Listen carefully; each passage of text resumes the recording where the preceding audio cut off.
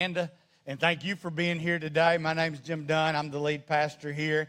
And if you're our guest today, can I just kind of tell you up front, this is a really different day at the Quest Church. And you're like, well, the first clue was y'all have a swimming pool in your church, all right? Like, never seen that before. That'll make sense after a while, the indoor swimming pool. But this is just a different day in that we are celebrating the 12th anniversary of the Quest Church. Now, we started our celebration last week. We're so happy about this. We have a 2-week celebration. But this time of year around our 12th anniversary, around our anniversary, I talk about stuff that's really, most relevant to people who kind of call the Quest their church and hang out here and are kind of in on this deal, okay? And normally that's not the case. Like on any other given Sunday, it's really our goal to kind of talk about stuff that even if this is your first time with us, and even if you don't really know that you believe in God, Jesus, and the Bible, and you're not sure about this whole faith thing, that might still be relevant to your life, okay? We hope to at least pique your interest and maybe invite you to play along at home and go, I'll try some of this stuff.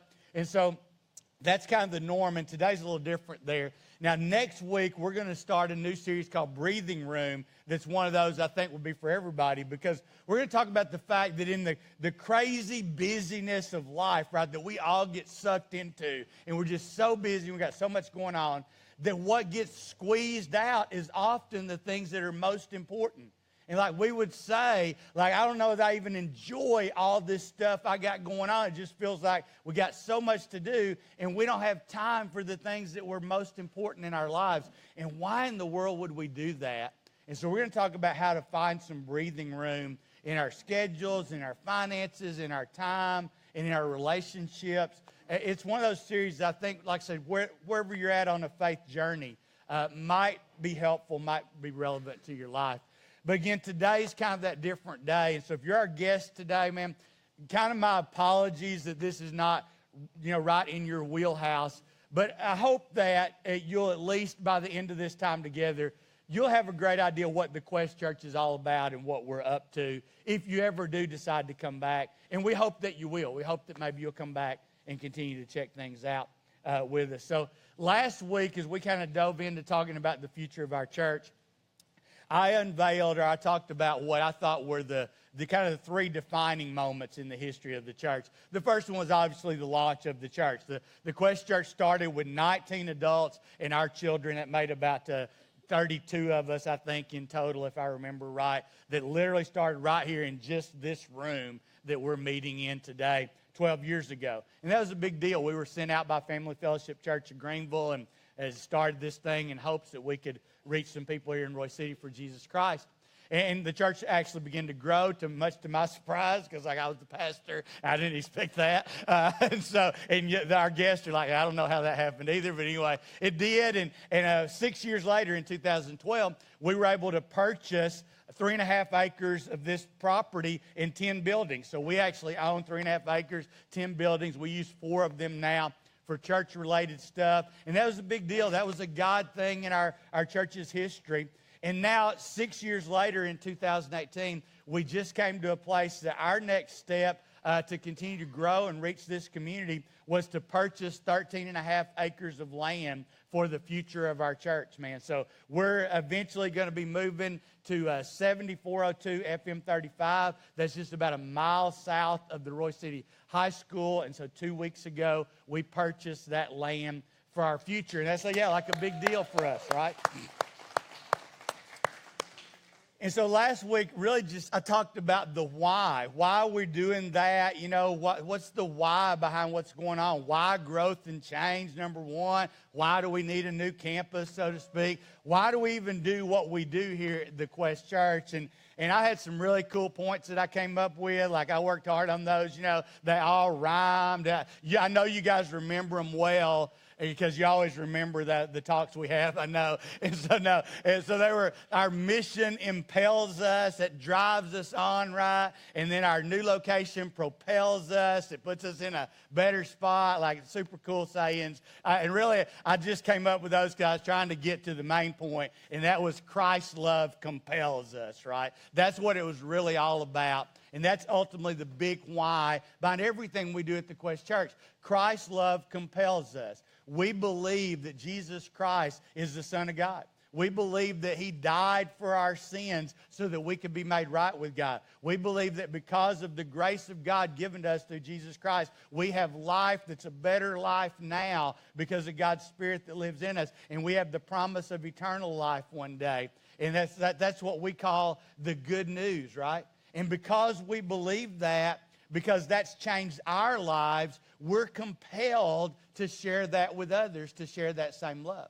The Apostle Paul was a guy who understood that. He had two stages of his life. One, he hated Christianity and everything to do with Christianity, and then he became a Christian. You got to read the book of Acts in your Bible. It's just a fascinating story. How does a guy who hated everything about Christianity, I mean, like, he hated it way worse than some of you do. He tried to have Christians killed and persecuted and put in jail to get them to shut up about Jesus, and then he became a Christ follower. And the Apostle Paul wrote it this way.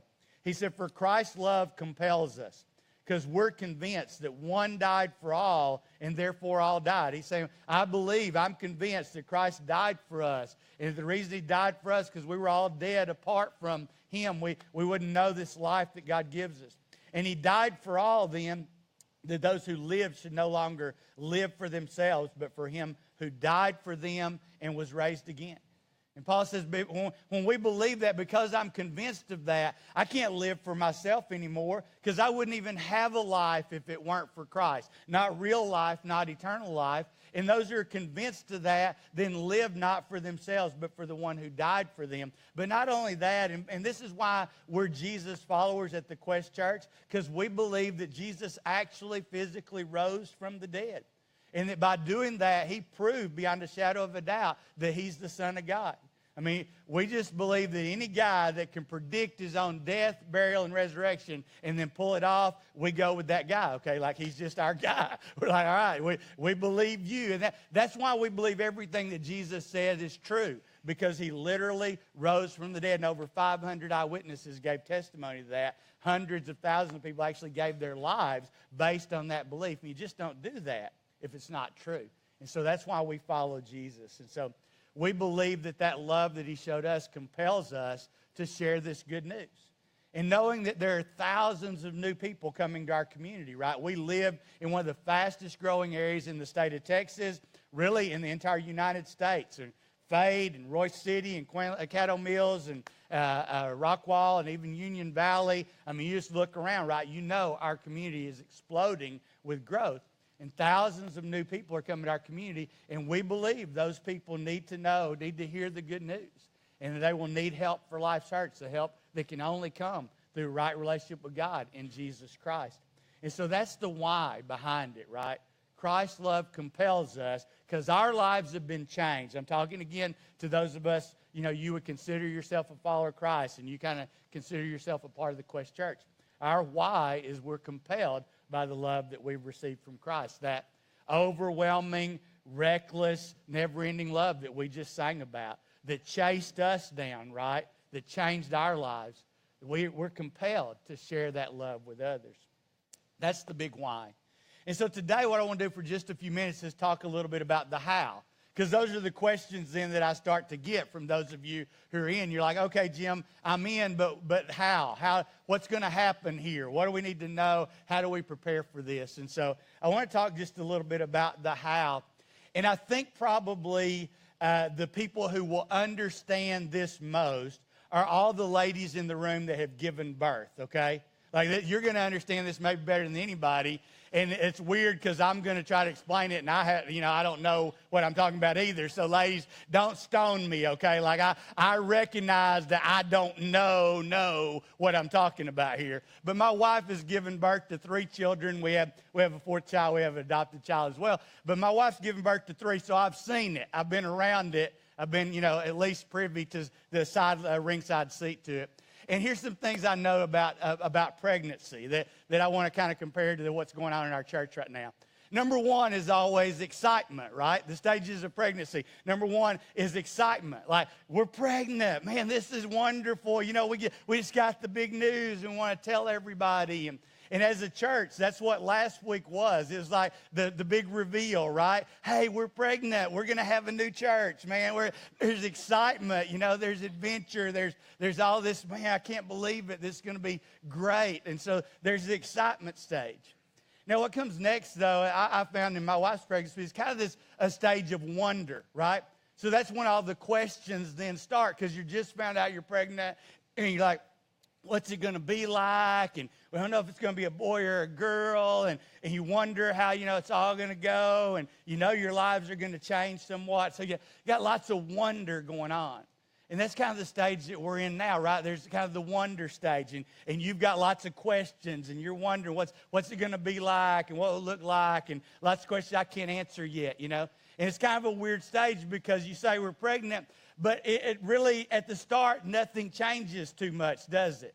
Like, ladies, I mean, you know, you kind of know, but you not everybody knows yet. And I know for my wife, it was like there was a stage where she just felt like she was fat, right? She's like, you wonder, you know, you see a lady, like, I don't know if she's pregnant or if she's putting on some weight. What's going on here, right? Like, don't get me now. I tell you, y'all be nice, all right? And so I just know my wife would say, I just feel fat right now, you know. I would say, baby, you're pregnant. You know, you're beautiful. And so there's this stage right now. We're going to put up a big sign out at a new property that says Future Home of the Quest Church, right? But for a little while, nothing's really going to happen that's noticeable. There's a lot that has to go on to get ready. And no doubt people are going to be saying to us, hey, I saw your sign. You guys building a new church out there? Well, yeah, we are. Well, when are you going to start building? Well, we don't know yet, okay? Like, there's some stuff that has to happen. And so there's kind of this wonder stage that goes on. And the third thing that happens, ladies, I know this is where I'm going into uncharted territory. I have no clue. But I've seen there's some discomfort, right? Like along the way, the body begins to stretch and change and hormones go crazy and all that. And I remember my wife being in that stage. Now, it's really, you know, she was fully pregnant, but she couldn't get comfortable. She couldn't sit very long. She couldn't stand very long. She couldn't lay on her side very long. Baby starts kicking. I mean, I can't even imagine you got another human inside you, right? Like that's unfathomable for a man to even consider, really. And ladies, you went through that, right? There's discomfort. You know what? There's going to be some discomfort on this journey that we're on, right? Like there's growth and change and our body, if you will, our church stretch, and there's going to be some things go on. And like, I'm with you. Like for some of you, just the thought of that's kind of uncomfortable because this is the place, like, that has special significance for you. You came to know Jesus Christ here at the Quest Church. Maybe you got baptized here at the Quest Church. Like your spiritual journey, the majority of it, a lot of it has been in this place. And some of you have been on this journey with us for a while, and you've seen how things have happened. I'm there, man. I'm the founding pastor of this thing. I've been here since day one when we first walked through that door, and there was nothing in here. And so just the thought of, hey, this change can be uncomfortable for me too, you know it? And so there's going to be some discomfort. I just know that as we process the growth, the change, the stretch that goes on this journey. And then here's the fourth stage that happens. And again, this is where ladies like, Jim, you don't have a clue. But I saw there was pain, okay? Eventually there was just pain, right? All the ladies said amen, you know. I just know this. We were with my first child. We were in the delivery room. You know, I was there. I was trying to comfort my wife. And they had given some ice chips. You can't have a lot to drink, but they gave her some ice chips to kind of soothe her. And so she would say, give me the ice chips. Give me the ice chips. And then she'd get the ice chips away from me. I don't want those ice chips. And then I would kind of back off. She'd go, where are the ice chips? Get those ice chips over here right now. I can't believe you put me through this, right? And then I'd try to get away. I don't even want to see you. And this is no lie. This is the truth. Here's what happened. I ended up in the corner of the room, head in my hands, crying over this deal. And my mother-in-law, she's here today. She's my witness. She came and comforted me. My wife is giving birth to a child, and my mother-in-law is over there going, you're going to be okay, Jim. You'll get through this. So I just know there's pain, right? It was real, okay, the pain that was going on. And so, you know, ladies, you're like, you don't have a clue, but I remember there was pain. And man, I just got to tell you, there's going to be some pain in this journey. Like those of us who are spiritual, we believe there's an enemy that opposes everything about people coming to know Jesus Christ, that opposes everything good, known as Satan, God's enemy. And I just promise you, he's not just going to stand by and go, oh, yeah, you guys go build a new church and reach lots of people for Jesus, okay? You need to know we're entering into spiritual warfare, and there's going to be some pain. There's going to be some struggle. This kind of that last part of birthing into a new church, so to speak, is difficult.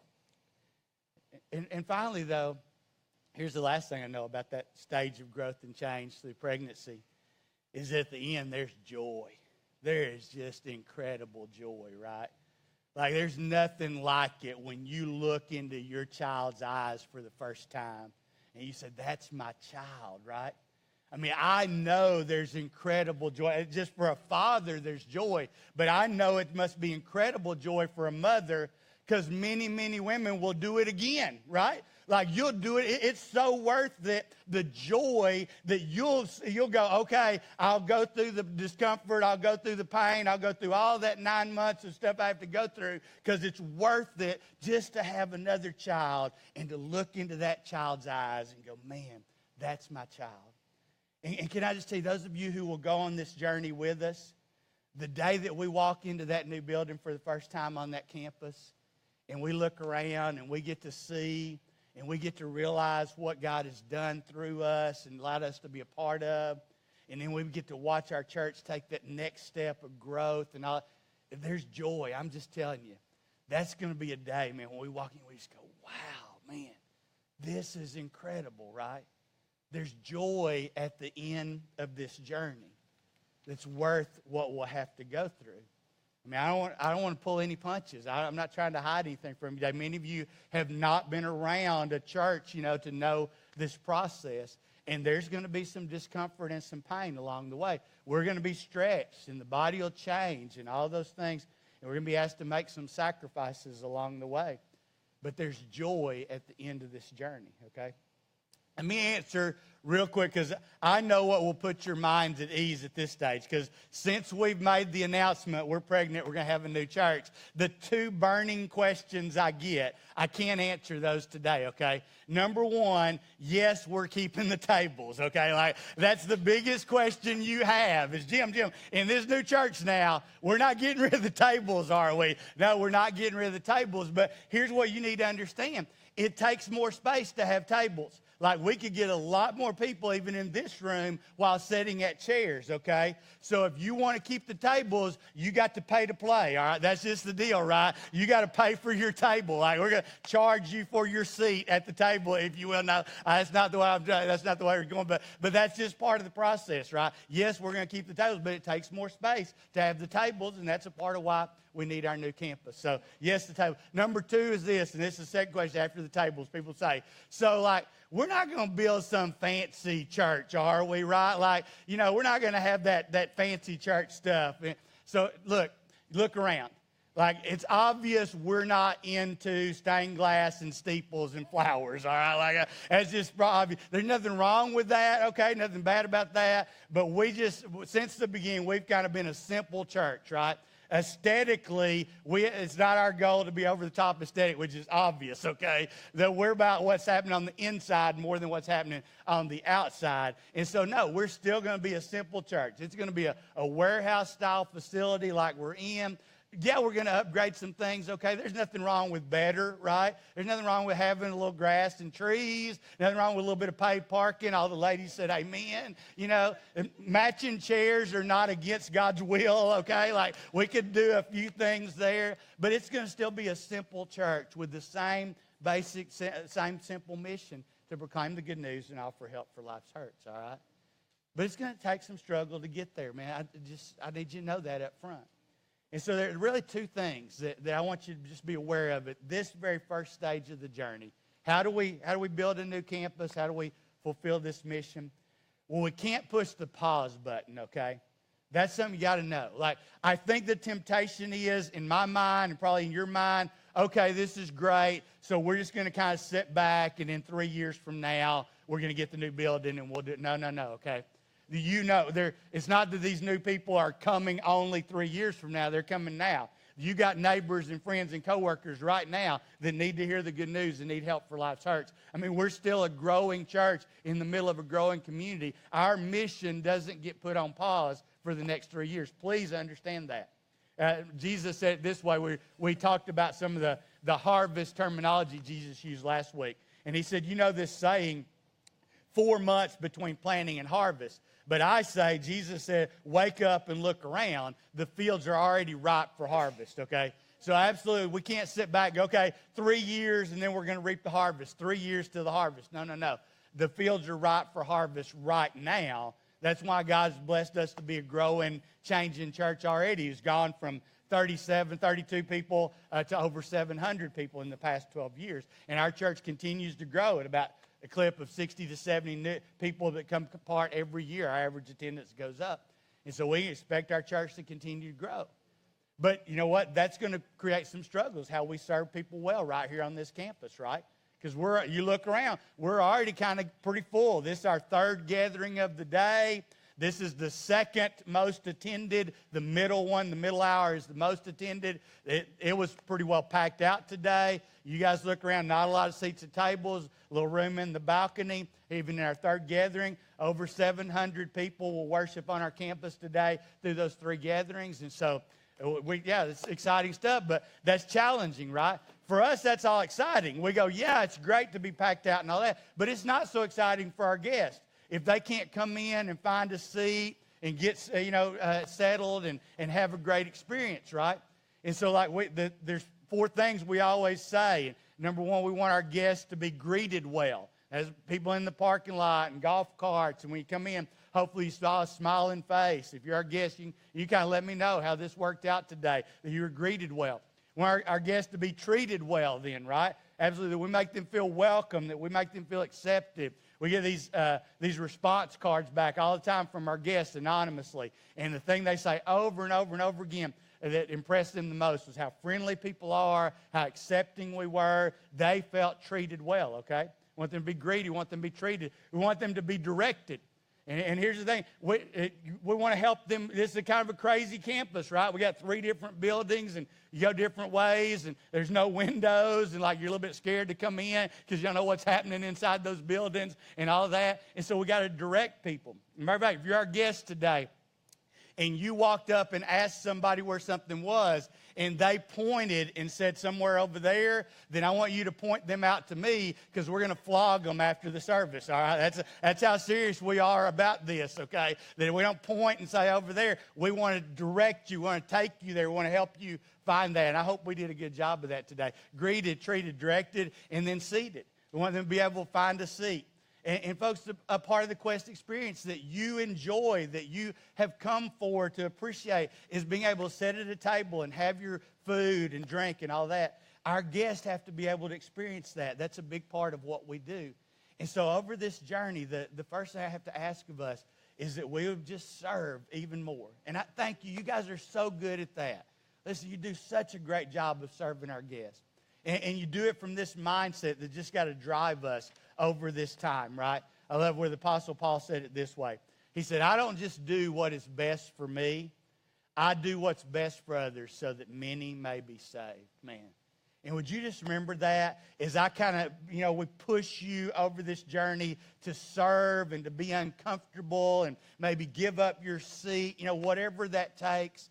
Would you just show up and with that same attitude you always have? It's not about me today. I want to do what's best for others so that many may be saved, man. That's the first step, is that we be willing to serve. We be willing to just serve, whatever that looks like as things grow and change on this journey, okay? And the second thing is this. It's going to take some sacrifice. It's going to take some sacrifice. Here's the reality, okay? In order to do this, we have to raise our annual giving levels in our general fund, because the bank says we're not going to loan you enough money to build a new campus if we don't think you can pay it back. They're just weird that way. All right? I don't know. I don't like that. I'm like, why would you not? But they don't trust us enough to just go, yeah, we'll hand you a few $1 million, not knowing if you can pay it back. And so what's got to happen is our annual giving's got to grow. And so we've got to talk about money in some different ways than we ever have before. And listen, I know that's a hang up. You just need to know this, man. I want you to understand this. That's the most uncomfortable part of this journey for me. Like we just don't talk about money that way at the Quest Church. Like I want to help you with your finances, but we've never been a church that majors on money. And you think about it, we don't pass an offering plate. We don't do fundraisers. I don't know if you've ever even noticed that. It's kind of a subtle thing. We never do fundraisers. There's never a time that we say we're going to sell this, raffle this, try to get you to give, to buy candy bars. We don't raise money for the kids' events or the youth program or anything. We just give to that. It's just because we just think we don't want to make it all about money. We give away about 20% of our budget every single month. From what comes in, 20% we just give away to missionaries and to manna, to feed hungry children and to build orphanages and medical clinics. We do outreach events like Fun Fest where we just give stuff away. We provide if you're like a young family, think about how much child care we provide here at the Quest Church. We pretty much, everything we do, try to make child care available because we know that's a big issue for young families. And most of the time, we don't charge you anything for that. And just every now and then, when like Connect Group semester, where it's an every week thing, we charge you like $3 per kid, all right? You can't even feed your kid a Happy Meal for $3, all right? I mean, where you get a deal like that, right? And so we just try, that's who we've tried to be. We just want to be generous. Let me tell you, this is so exciting. I'm telling you this for the first time today. This year at Fun Fest, when we go out and reach people in downtown Roy City, we're going to give away a brand new car. We're giving away a car at Fun Fest, yeah. Brand new car. And here's the deal. That's not from the church finances. One of our partners here at the Quest Church is so generous and so on this mission to reach people. They said, Jim, I think that we could engage a lot more people at Fun Fest if we were giving away a car. And I was like, well, I think you're right. We agree on that. And they said, well, I want to make that happen. And so one of our partners has arranged for us to be able to give away a car at Fun Fest, like to go into our community and say, here's what we're about. We're about helping you, and we're going to give away a brand new car to somebody at Fun Fest. Like, I'm thinking at least one or two people will talk to us, right? Like, I'm pretty hardcore about not signing up for stuff, but I'll give you 2 minutes to win a car. Like, I'm down for that. So I'm excited. You'll be ready for Fun Fest this year. But we just want to be generous. We've never majored on money. And there's a reason behind that, and that's this.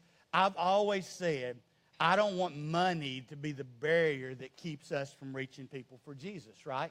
And I know that a lot of people's hang up is churches want my money, and church always asking for money and all that. And I really wrestled with this because to get to this new place, we're going to have to do some things differently in the way we talk about money and how I challenge and inspire, encourage you to give.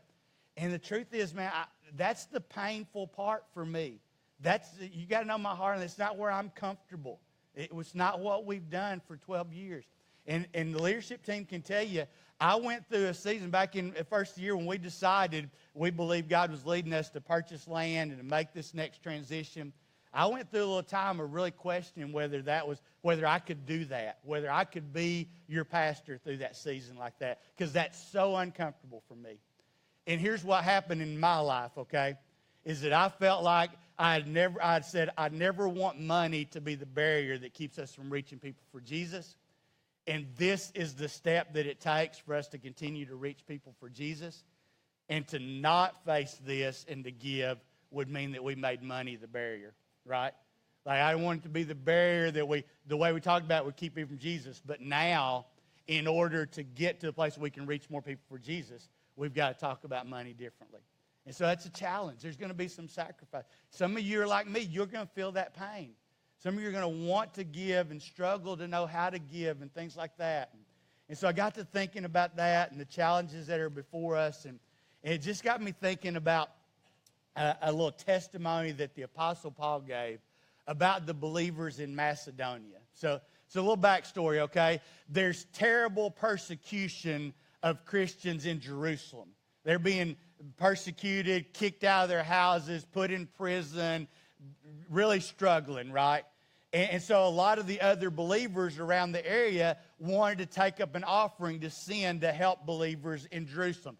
Think of it kind of like hurricane relief, okay, right? Like we all see the hurricane and then we all like, let's give to help people who are impacted by the hurricane. Well, there was a hurricane of persecution in Jerusalem, and believers from other places were like, we want to give, we want to give, we want to help. And so Paul is writing a letter to the believers in Corinth, but he's going to tell them a little story about the believers in Macedonia. You with me here? Okay, I know a lot of different places. But he's writing a letter to one group, and he's going to tell them about what he saw another group do in the Macedonians. So check this out. Now, I want you to know, dear brothers and sisters, what God in his kindness has done through the churches in Macedonia. So let me tell you a little story. You people live in Corinth, you people over here, I want to tell you a little story about what happened in Macedonia.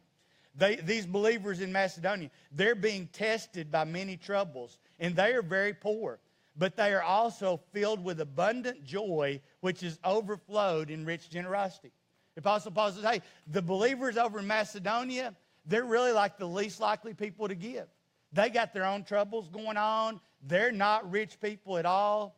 And yet somehow in the midst of that, they have a joy that overflowed into them wanting to be generous. They wanted to be a part of this. Check this out.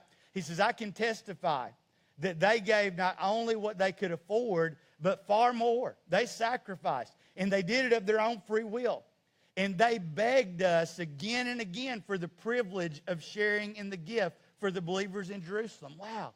Like these people struggling, poor, are going to Paul and say, we want to give, we want to give. And I just imagine the scenario that Paul might be going, man, you guys got your own struggles, right? Y'all are going through it. You don't have to give this time. I don't want you to feel pressure to give. And they're going, no, we got to give. We want to give. They begged Paul, they implored Paul for the privilege, right? No, we're not missing out on this. We're going to be generous even in our own struggles for the privilege of giving. And then Paul says something so powerful, man. This is where I want us to just hone in today, just focus in. They even did more than we had hoped for. For their first action was to give themselves to the Lord and then to us, just as God wanted them to do. Their first action was to give themselves to the Lord. That's where we start this journey, folks. That's the how of what I'm asking you to do today, right here at the start of this journey, is just to give yourself to the Lord completely. The Apostle Paul said this way when he wrote to the Romans. He said, dear brothers and sisters, I plead with you to give your bodies to God because of all he's done for you. What's the motivation? Because we've received the grace of Jesus, right? Let them be a living and holy sacrifice, the kind he will find acceptable. This is truly the way to worship him. I'm just inviting you to become a true worshiper. And a true worshiper says, there is no mine, because I was dead without Jesus Christ. I didn't have life without him. So there's no my body, there's no my will, there's no my money, there's no my stuff. It's all belongs to Jesus. And I just give it all back to him. You made me, God, it's all yours anyway. The Macedonians, what they did, they did even more than Paul hoped for, because their first action was to give themselves to the Lord. And that's what I'm asking you today, to start by just giving yourselves to the Lord. I don't know what that's going to look like in every life, but just start there. See, here's what I know about this whole pregnancy thing. Every woman who's ever given birth knew that there was going to be some pain and discomfort. Like, you weren't oblivious to that. You'd seen it, you'd heard it, you'd talked to somebody. Like, you knew this wasn't just all wine and roses, right? But you gave yourself to motherhood.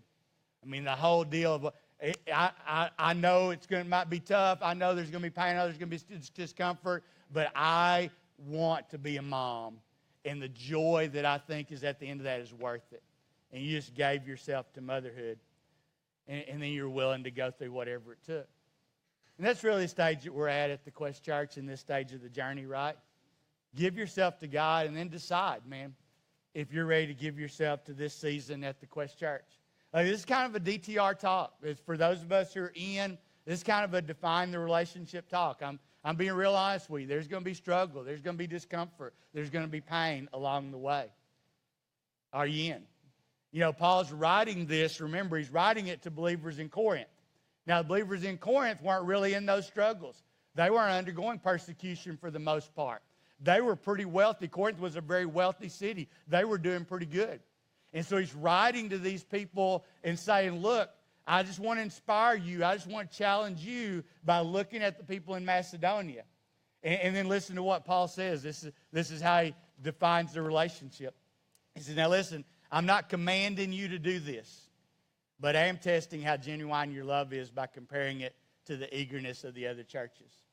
He says, look, I'm not commanding you on this, okay? I'm not trying to guilt you into this. And man, I just want you to know that on this journey, if it ever feels like I'm commanding or trying to put pressure and guilt on our church to do this, then you need to let me know, because that's not where I'm going on this, okay? I want to invite you into it. I believe in it. I'll give to it. I will sacrifice for it. I will serve for it, because I'm passionate about it.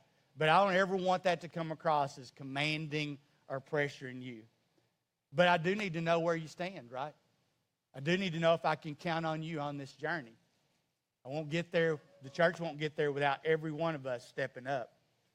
And then Paul goes all the way back to the why, after kind of saying, this is kind of a DTR talk, but let's remember our why.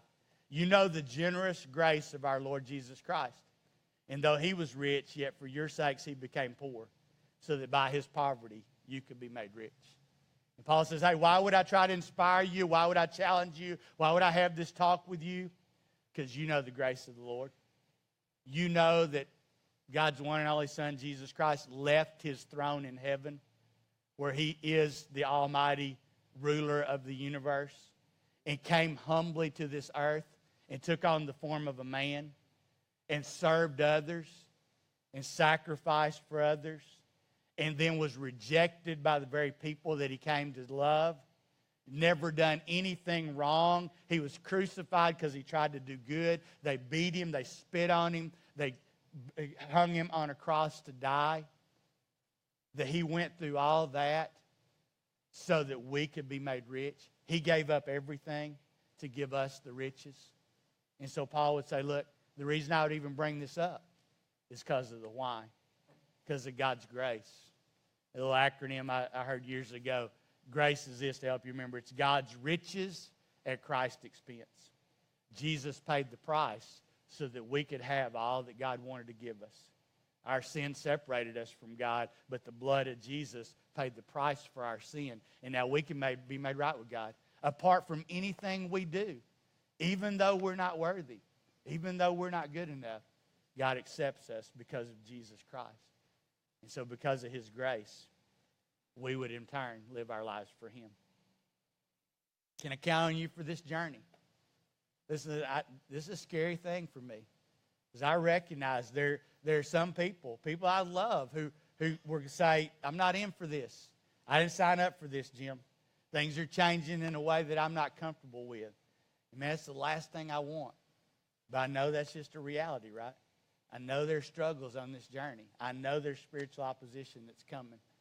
And there's probably going to come a point where you look and you go, Jim, what did you and the leadership team get us into, man, you know? But people matter. God's grace makes it worth it. And I know for me, as I was processing this, back about that time in January, then we had baptisms. Every time we had baptisms, and there's times, man, I'm like you. I feel like I've given more than I can give. I feel like I've served the best I can serve, and it just doesn't feel like enough. And I think, God, you know, man, how much more? What more do you need? And then we have baptisms. And every time I see somebody step in that water of baptism, I know about a life change. And I see the way God's working, and I see people coming to Jesus Christ as their Savior. And I recognize that we're a part of something here that is just unique and special because of God's grace, man. And I think, you know what God says to me in those moments, Jim? How much is that life worth? Like, put a price on that for me. I can't do it, and you can't either. That same grace has been extended to us to see it take effect in other people's lives, man. That's what keeps me going. And so as we go on this journey, I hope every time we baptize someone, you'll remember that's why we do this. And today we got the opportunity and the privilege to be a part of seeing some people baptized, all right? So I'm going to invite the folks that came prepared for baptism. Would you just go ahead right now and get ready? And let me just wrap this up real quick. I'm going to give you 3 quick next steps, okay? Let's make this practical today. For those of you who say, all right, Jim, we're in, we're with you, you can count on us. What do we do next, okay? So 3 quick thoughts. Number 1, get involved in connect groups. Listen, as the church grows and the more packed out we are in here and the more new people are coming, the way we stay connected is through connect groups. That's really where Help for Life's Hurts happens. We encourage each other. We're accountable to each other. We grow spiritually together. We're just doing 2 things here. Weekend gatherings and connect groups are really what we're all about. And if you're not connected in some way, you're going to miss what's really happening at the core of the Quest Church, all right? And so we're starting a brand new semester of connect groups. It's a great time to get connected. Right after this gathering's over, back at our connect group wall, we call it that because it has the words connect groups over the wall, and that's how we roll, okay? So to make this easy as possible, there's going to be some of our folks back there who can help you figure out what connect group's all about, how to get involved. Phil and Kathy Dacey, our connect group pastors, will be back there. And even beyond folks getting connected, the service part for those of you who are in, we need to build more connect groups. We're going to have more people to get connected, but we can't do that if we don't have more folks who say, I'll open my home and host a group, more folks who say, I'll be the group kind of leader and facilitate the discussion. We will help you know how to do that and support you all along the way, but we've got to create more groups, folks. That's where the life change happens as people get connected. We're better together. The church is meant to worship corporately in big settings and then gather together in homes. That's been since the beginning of the church, man. And we've got to continue to grow in that area. And so stop by today, see Phil and Kathy, say, hey, you can count on me. It might not be this semester necessarily, but get in the loop. How can I get more involved? I'd open my home. I'd facilitate a group. We've got to take that next step. The other thing is, just in a very practical way, the first step that's got to happen is we have to increase our regular giving, what you give in commitments to our general fund, because that's how we get to a place where the lender says, okay, you guys can pay this back and we're willing to loan you the money for this next step. So some of you are asking me, Jim, how do we get involved? Would you just do something, whatever you can do, to increase your regular fund giving? That's the most important thing you can do. That's what got us to be able to purchase the land, is you were steady, faithful in your regular fund giving. And so I'm going to just give you what I say today, the 5% challenge, okay? Again, I'm talking to those of you who are in, who say, yes, Jim, you can count on me. Would you just give 5% more than whatever you're already giving? Would you just start there? I'm not talking about 5% of your income. The 10% tithe, that's a different thing, okay? Whatever you're giving, just up that by 5%. So let's say you're giving $500 a month. Just up it by 5%. Well, that gets you to $525, right? If you're giving $300 a month, just give 5% more. That's $315. $15 more a month, $25 more a month. Well, if you're giving $1,000 a month, some of you might be doing that. Just up it at $50 a month, right? If everybody that already gives would just do that, we would increase our annual income by $50,000, just like that.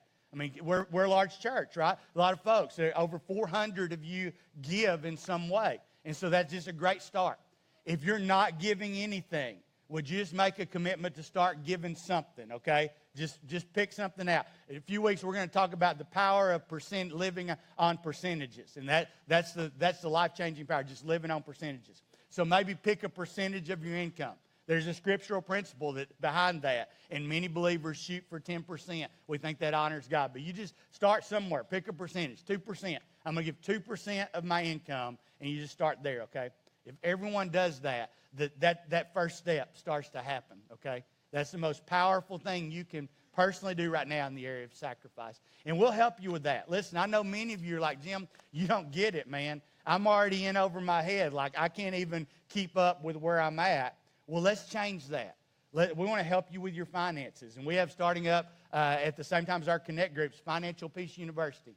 And Justin Miller, our gathering pastor, second gathering, is passionate about helping people be set free from mastery of money, learn how to live and to give like never before, and experience the blessings of money instead of the curse. I mean, this thing will change your life. And whether you even believe in Jesus or not, you got to come to Financial Peace University. These powerful principles, yes, Dave Ramsey's a believer. Yes, he's going to leverage some scriptural principles. But they work. They work every single time that you do them. The power of percentages never fails when you just do these steps. And it's life-changing, man. And listen, here's behind that.